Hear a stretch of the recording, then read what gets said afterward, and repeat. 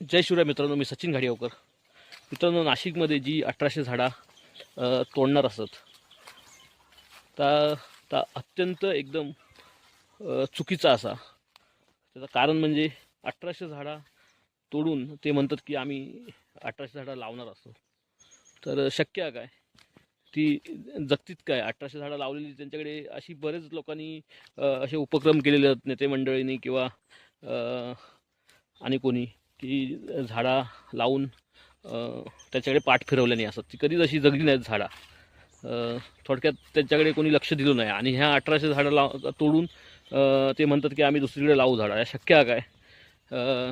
मका वाटतं 1% सोडून 99% शक्य नाहीच आहे. झाडा ही तोडलेली झाडा लावल्यानंतर जी झाडं ते म्हणतात आम्ही लावू वगैरे तर अशक्य आहे. लावल्याने तरी तर ती कितपत जगतीत, काय जगतीत, किती मोठी होतीत. एक तर नाशिकमध्ये खूप प्रमाणात झाडा कमी असत, जास्त नाहीत झाडा.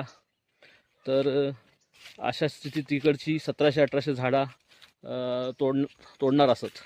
मुळात नक्कीच नक्कीच जो कुंभमेळा होऊ घातला आहे तो हिंदूंसाठी आणि हिंदूंसाठी एक आनंदाची बातमी असा नक्कीच होकच होयो. पण अशा प्रकारे झाडांची कत्तल करून तर चुकीचा असा ह्या काहीतरी आपल्या प्रशासनात काळा खोया आणि नैसर्गिकरित्या किंवा पारंपरिकरित्या साधू संतांची सोय तिथे थंय करू त्या तपोवनात करून देऊ होई ह्या आपल्या प्रशासनान, तिथल्या प्रशासनान. आणि दुसरी गोष्ट, तपोवन नावातच बघा, तपोवन त्या तिथल्या जागेवरून नाव पडलं असा. तर उद्या जर समजा तिथली झाडं सगळी तोडलात मग त्या नावात काय अर्थ नाही. ह्यात पण तुम्ही तेवढाच लक्षात ठेवू का. आणि ह्या वाढत्या प्रदूषणामध्ये आपल्या ही झाडं, असली झाडं ही जपूक हवी ह्या प्रत्येक तिथल्या नागरिकांनी तिथल्या